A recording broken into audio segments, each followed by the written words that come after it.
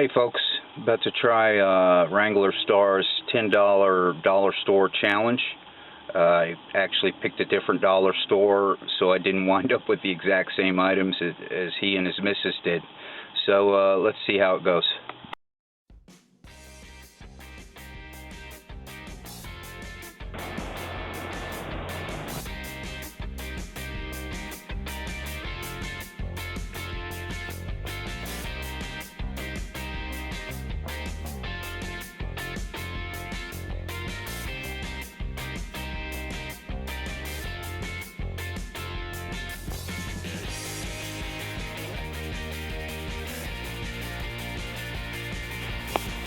Two meals.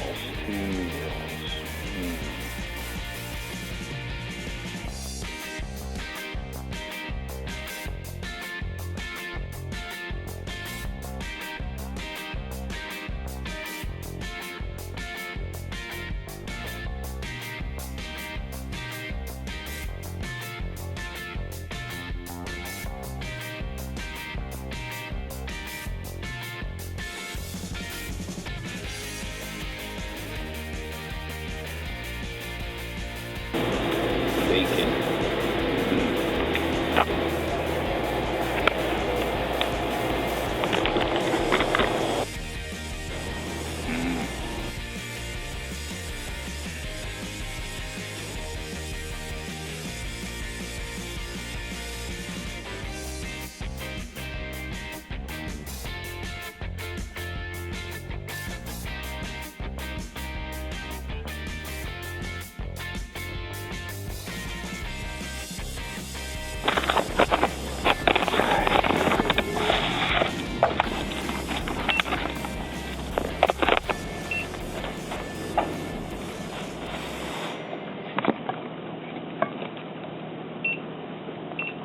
So I'm home from the dollar store, and I gotta admit, this is a very difficult exercise.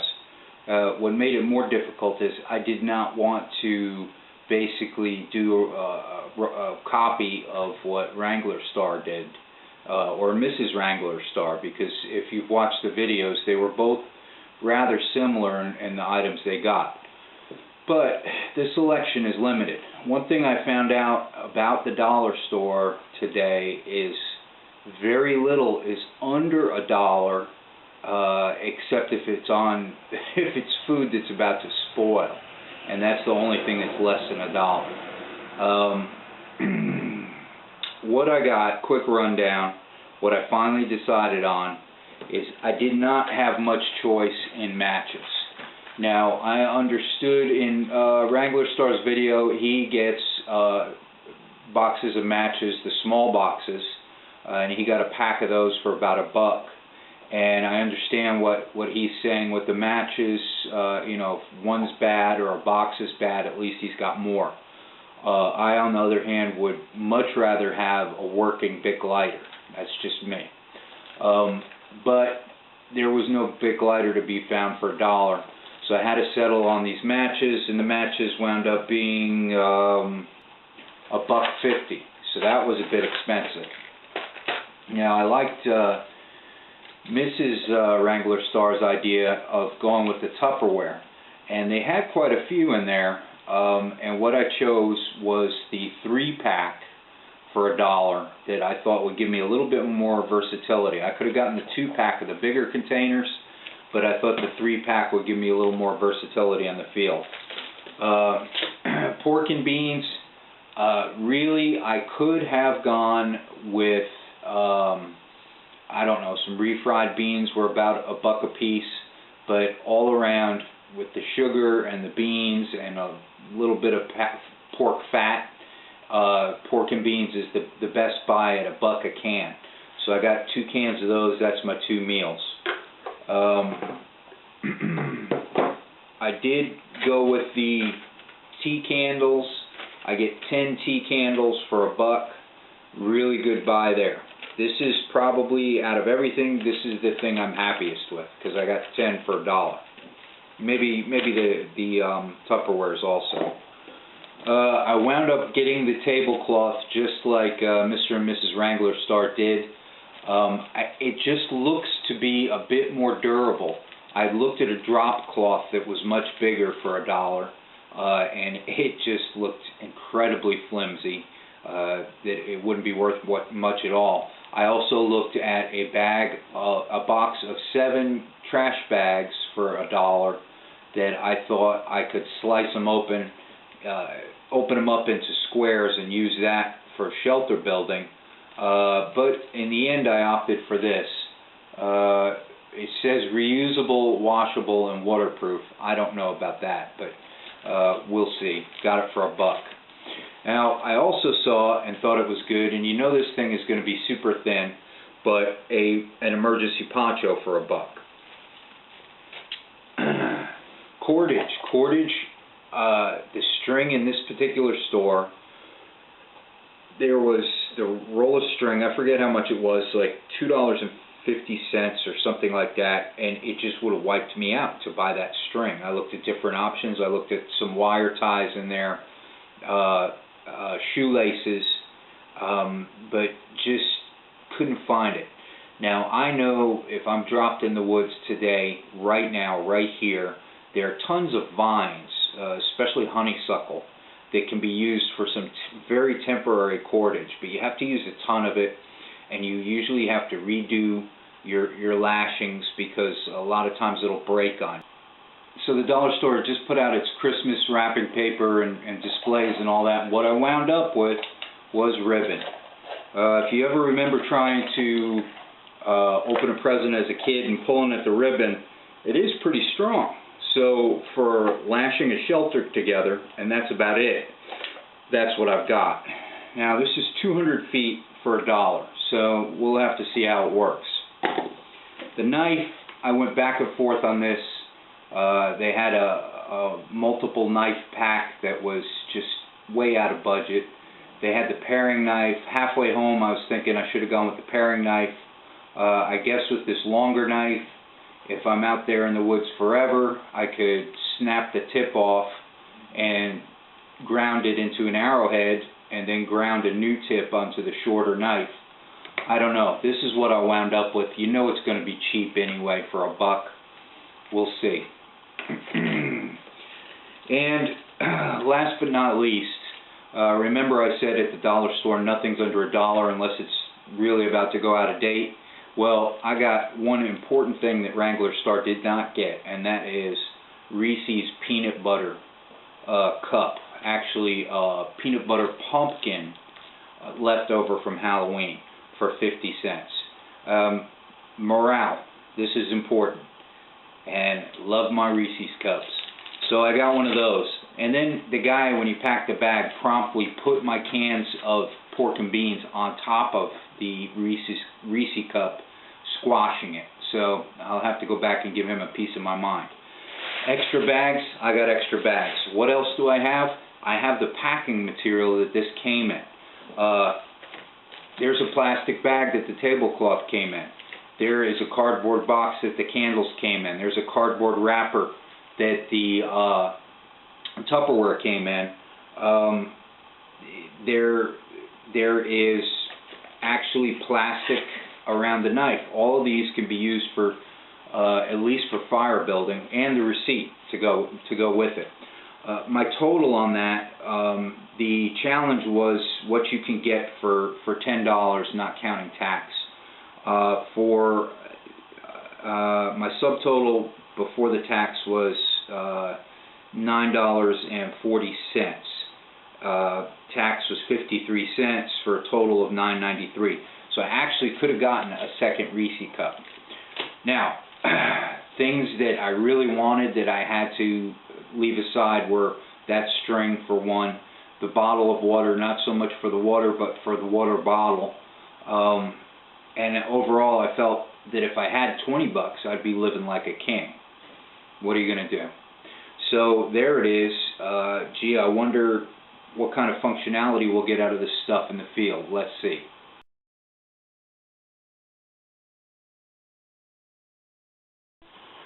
So here we are in the woods. I just picked a spot. It's out at the back of my property. I didn't want to spend time looking for the perfect spot. I wanted to sort of make haste because, number one, it is getting a little bit late in the day, and number two, it's not always going to be perfect. It is next to my favorite tree, though. I don't know if you'll be able to see this. Really nice old oak.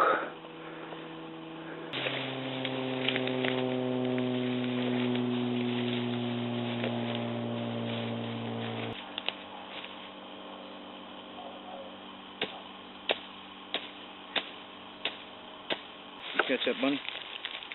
You chased him, didn't you? Good boy. Very, very, very thin. Be careful with this, Andy.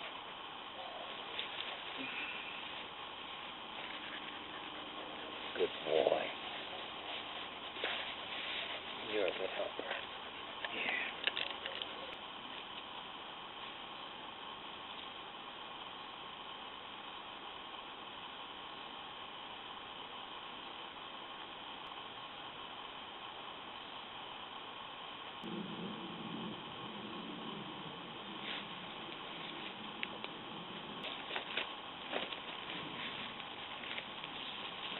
Alright, not bad, not bad.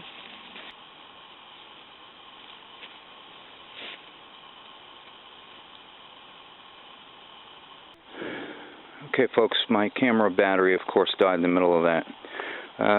What I did is I strung up a really quick shelter. It took me probably less than 15 minutes. I took a cross brace between two trees and lashed it on with the ribbon. I found that working with the ribbon was not so easy. If you attempted to cinch down on it, it would snap. But lashing it tightly and then tying a tight knot without actually tugging on it seems to work all right. Then what I did is I strung the tarp over it. I took a bite out of each corner and tied it with the ribbon and ran it to saplings on each of the four corners. This will keep it from flapping around and help it keep its shape. For all you experts out there, yeah, I know this is a cheesy shelter. The point of my exercise is to see what I can get done really quick with the stuff I got from the dollar store, and naturally, if I had more daylight, if I had more time, I would probably build a more substantial lean-to and then use this tarp or tablecloth, as it were, as waterproofing over the top of it. Or another option is I have an overgrown clear cut out there, is to get 4 or 5 of those 6, 8 foot pine saplings, bend them down, tie the tops together, wiki up style, and you can make a nice dry shelter like that. Now the next thing I'm thinking about is fire, as it is getting dark. Once I get a fire going, I'd want to put my beans to cook, and as they were cooking, I would want to, number one, inventory my stuff with the last of the light and pack it away nice, and then go out to those pine trees just there and dig underneath them. We've had rain for, gosh, 2 weeks. Everything is sopping wet. And if you dig close to the pine tree, you can get a whole bunch of dry pine straw up under there. And what I would do with that is, after I cleaned out the underside a little bit more of all those twigs and such, is line it with that pine straw and sleep in the pine straw. It's also a very good insulator. Additionally, if you remember, I had the little emergency poncho. I would probably put that over the top of my body, because if I slept on it, sure enough, it'd tear up. But putting it over the top of my body would keep some heat in. So let's see what little more I can get done before dark. I was fortunate enough to find an old bird's nest on the way back out, and this is excellent. This will give me a bit of dry tinder to get my fire going. I certainly don't have to worry about risk of forest fires. All this wetness, I'll keep that in a little bush while I organize things.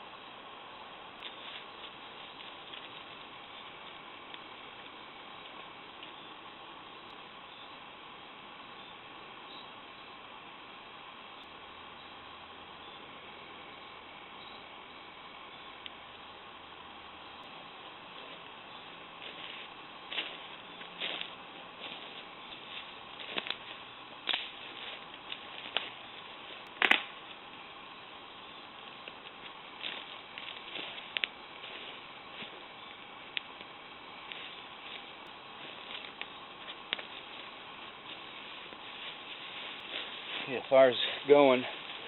Take just a quick inventory and repack of what I've got here before it gets dark. Got my knife. Also, I can use these extra plastic bags that I got for, can spread them out to sleep on. I've got the cardboard from the Ziploc storage, or Tupperware, whatever the heck it is. Hold on to that. This wood was definitely wet today. Gave me a hard time, even with the bird's nest and the candle.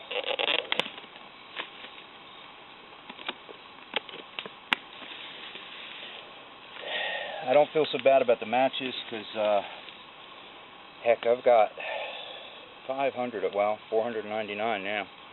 But that's a pretty good bit. I'll split my matches, of course.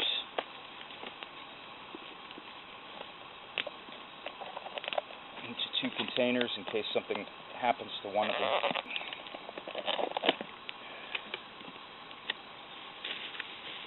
If I'm out here for several days, I'd love to make a little sheath for the knife because I can see misplacing it rather easily. Here's the poncho. I don't know if I'll pick that out tonight.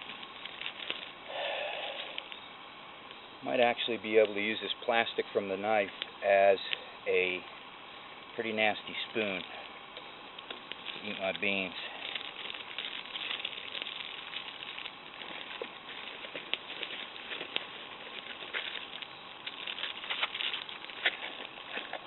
Save all the plastic wrapper, everything, because if it does nothing else for you, it'll burn. My receipt, tea candles.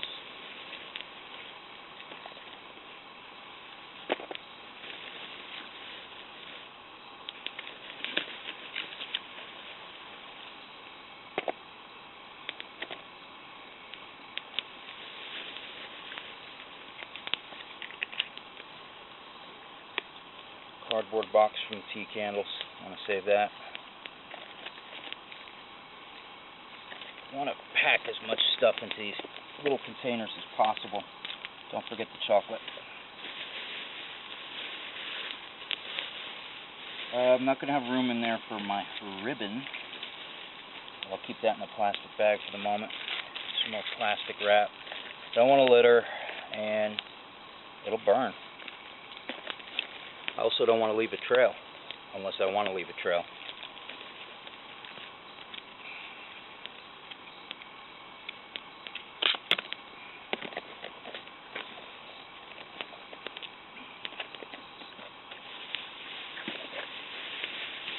And I have about 4 big plastic bags total, which let me move them away from the fire before I have plastic melt.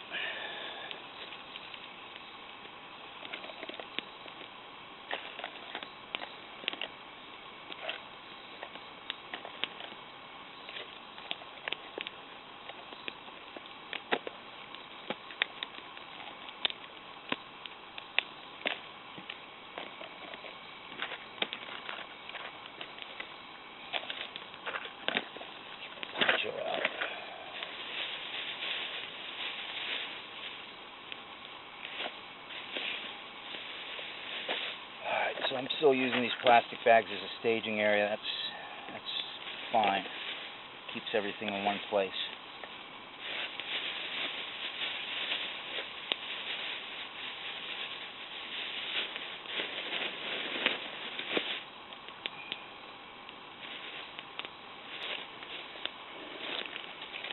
I found a big flat rock, and that was kind of lucky. In one of Southern Prepper One's videos, he opens a can without a can opener, and the way that this works is this stone is actually pretty small. It'd take a while, and I'd have to go really fast. But you rub on concrete, brick, flat rock, and you actually want more space than that, so you can really build up some friction. The friction against the rim of the can wears it away. And sometimes you'll have to squeeze a little bit like this, but then you can pop the whole thing open and boom, can opener. I'm not going to do that this evening because my EDC, since about 1983, includes a P38, which we used to call a John Wayne. So, I'm going to open my beans with it.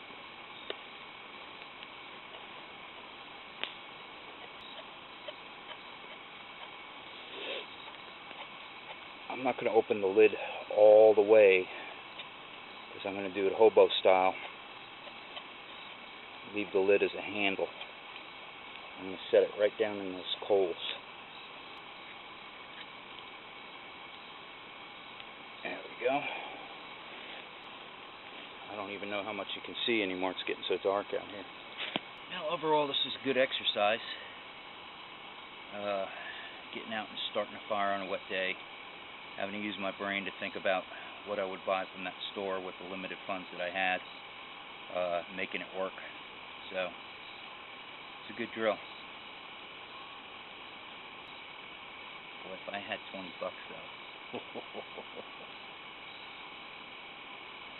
Well, I'm going to cook and eat my beans. Stay safe.